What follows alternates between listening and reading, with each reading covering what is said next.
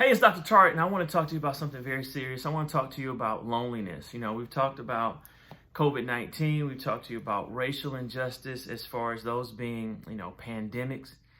But what we're not talking about is loneliness, which has the same statistic as far as affecting our mental health. Some studies show that 1 in 3 people at any given time feel lonely, even inside of a relationship or a marriage.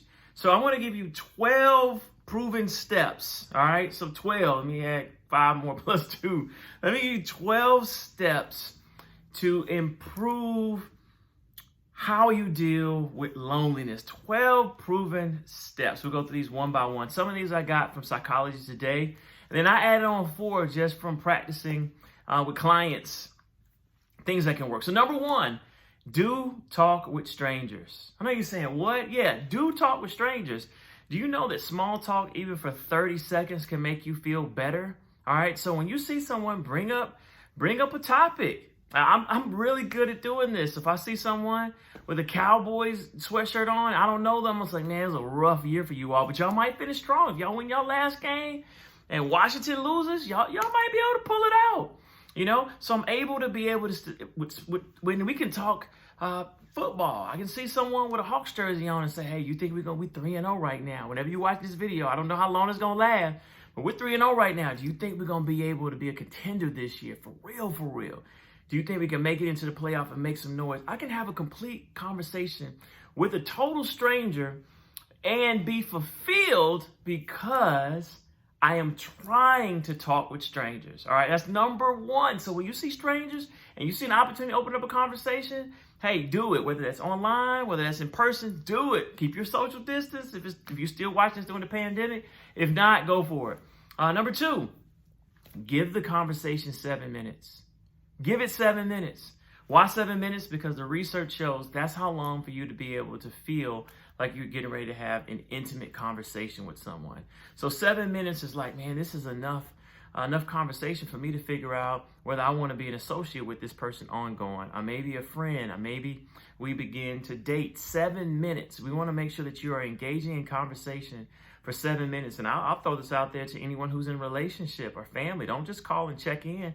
Ask them how they're doing. Have a 7 minute, at least a 7 minute conversation with someone and find out what's going on in their world. Like, ask them, how are things going? How was Christmas? What was the best part about it? Oh, you saw your mom? How was she doing? How did y'all manage the COVID protocol? How was she managing? How are things with dad?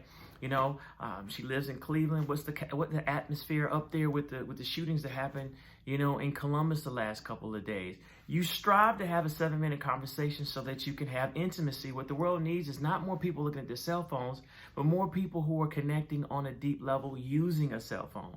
All right. Number 3, schedule one-on-one time. Listen, it's one thing to see people on Zoom or to comment and like their post and DM. It's another thing to talk to someone one-on-one.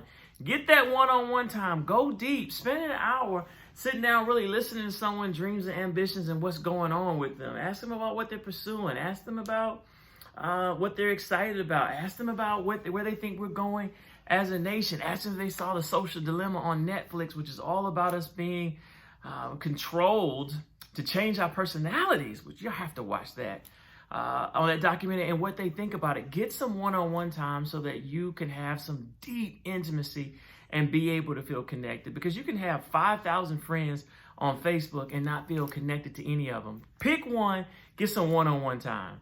Number 4, get some FaceTime. If you can't get one-on-one face-to-face, get some FaceTime with them. Get WhatsApp. Whatever it is, have real one-on-one conversation where you can look in someone's eyes and ask them, I know you say you're good, but are you really good? What's going on in your life? Tell me about your dreams. Tell me about your passions. What's going on with the kids? Or what's going on with the dating life in Atlanta, LA, Chicago, Houston? What's it like to live in the UK? Well, all those type of things. Get some FaceTime and have some really solid conversations. All right, number 5, use social media wisely. Don't just go in there and like pictures and make comments. Actually go in there and use social media to actually be social. All right, we call that being pro-social. So one way to use social media is to say you see someone who often post videos about drumming. There's a couple of people that I follow who are really good at drumming, and I watch their videos because I like percussion. I used to be in the band back in the day. And so to develop a relationship and be social, I'd say, you know what? How long you been playing the drums? How did you get into it? You know, tell me more about that. I'm actually having a conversation about something that they're posting. That could be about drumming.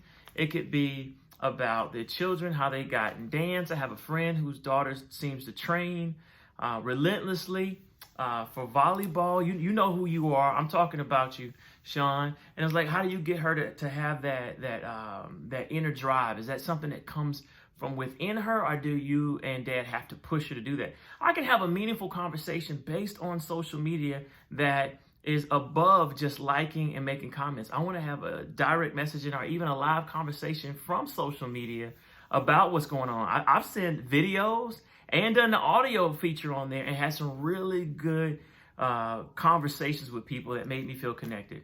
The next one, so with 1, 2, 3, 4, 5. Number 6, be a good neighbor. Be a good neighbor. I mean, reach out to your neighbor and find out if they're good. I know we're supposed to be social distancing if you're watching this during the pandemic, but put your mask on, get on the phone, call, leave a note and say, hey, you know, you want to take a walk together?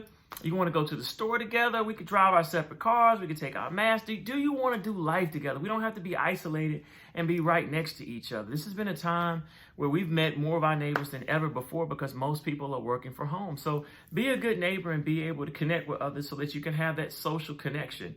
You know, in neighborhoods where they have stronger connections, people feel happier. All right.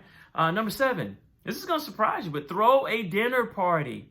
This is a big one. If you really want to make a lot of good friends, throw a dinner party. Now, obviously, this works better when we're not in a pandemic. Let me be honest. But if you host a dinner party and you invite people, think about what you're doing as the inviter. You are being pro-social. You're telling people, I think so highly of you. I'd like to invite you out to dinner so that we can converse. You can converse with my friends. I can converse with your friends. And then we now have developed a tribe. We've developed a group of people who shared a meal together and talk for 3 to 4 hours, or 2, 3, 4 hours, and had a grand time. Now, in a pandemic, you can do the same thing. Do it on Zoom. Do it with just 10 people, 6 people, 12 people, where you're all on Zoom and you're eating dinner, but you are conversing, you're cross-conversing. You can even do the breakout rooms if you want to, and then be able to go back and talk about different topics. We have to be creative, and we have to be pro-social to make things work. So throw a dinner party. You can develop so many friends from just spending 2 to 3 hours of deep, intimate time, just focusing on what they want to talk about and vice versa, because that's just simply not happening. Here's another one. Be open to being open. Let me count these. 1, 2, 3, 4, 5, 6, 7, 8. So this is number 8. Be open to being open. Now, what does that mean? A lot of times I talk to my clients and say, you know, I talk to people, but it just ends in small talk.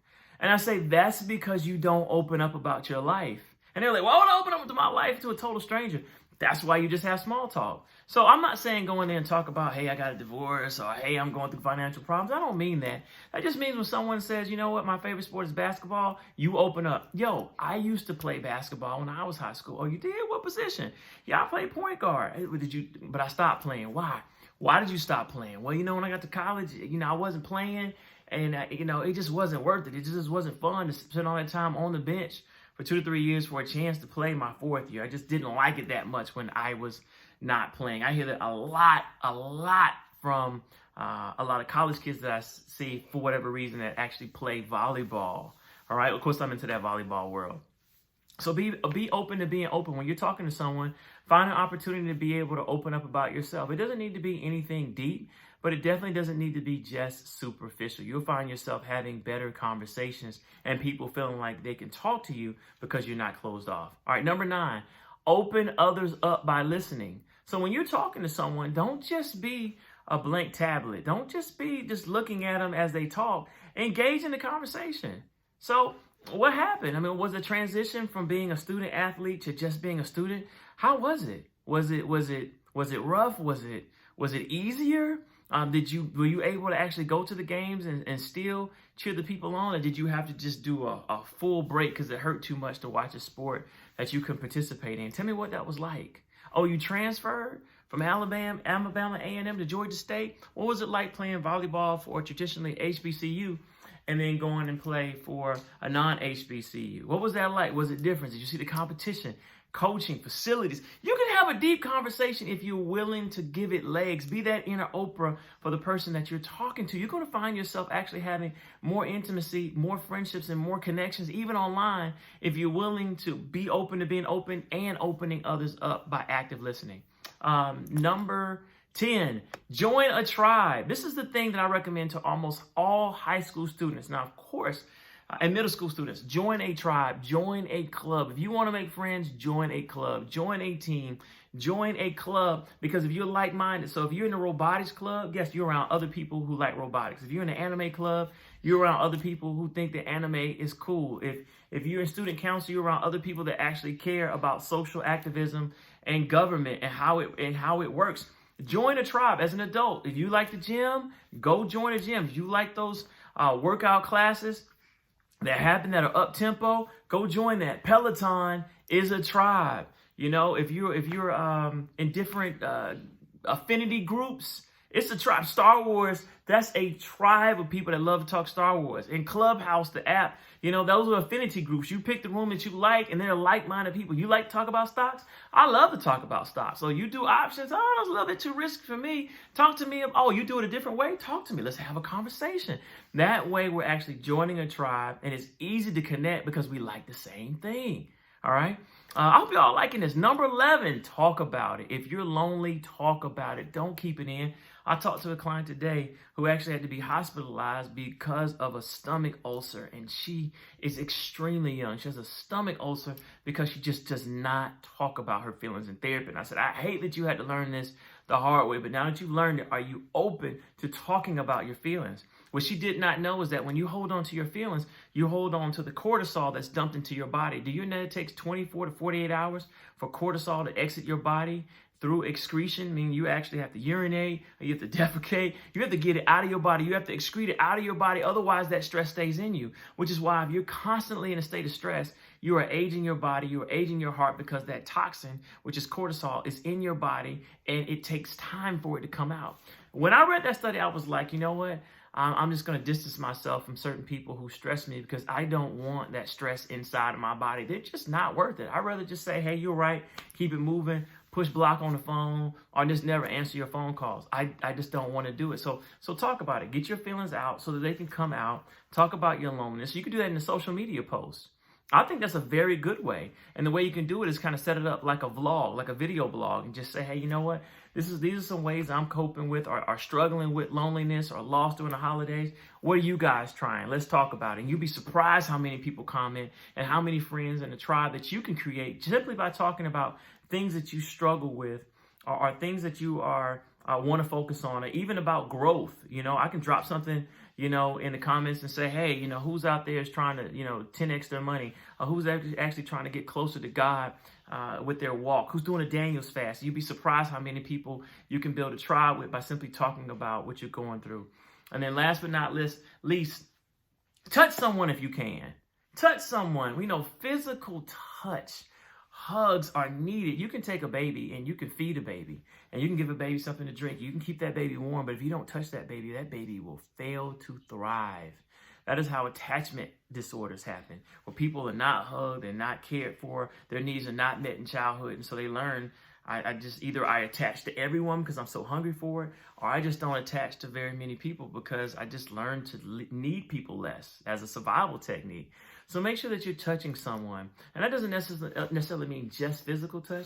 That means that you're checking on someone emotionally. And that means that if you're lonely right now, you're actually, so hopefully having those social media conversations to lead to friends who can get together because you trust the way they move. So even in COVID, you can invite them over because you know they're pretty much social distancing, or you all can go and get the 15 to 30 minute rapid testing that's available in I would guess, almost all states right now. And so that you know you can COVID test, you know, an hour before you come over, you know, and drive through and make sure that you're good so everyone is safe. That way it is okay to hug. It is okay shake hands. It is okay to rub someone's back. If you date, it is okay to rub someone's head, or if you like that type of thing. I know there are a lot of sisters out there that don't touch my hair. You know, a lot of brothers are like, you can't touch my hair. All right. So I hope those 12 tips help you. Again, I'm going to recount. Do talk with strangers. Give it 7 minutes. Schedule one-on-one time. If you can't do that, get some FaceTime. Use social media wisely to socialize versus trying to get likes. Be a good neighbor. Throw a dinner party. Invite a whole tribe and make that your new crew, even if you do it on Zoom. Be open to being open. Have a conversation, let people know who you are, and open up others by listening. Join a tribe so you can be around like-minded individuals. Talk about it. Don't keep it in and let it kill you. Get it out. And then touch someone if you can, whether it's emotionally, but preferably in person. So I hope this helps you no matter when you're watching this, whether it's the holidays, whether it's in the pandemic, whether it's just any time, 365 days a year. Remember, there is a difference between being alone and lonely. You can be alone and enjoy that time, or you can be in a room full of people and still feel lonely. All right. Whenever you feel lonely, use one of these 12 tips to help you to feel better. I hope this helped. My name is Dr. Tartt. Take care. And of course, God bless.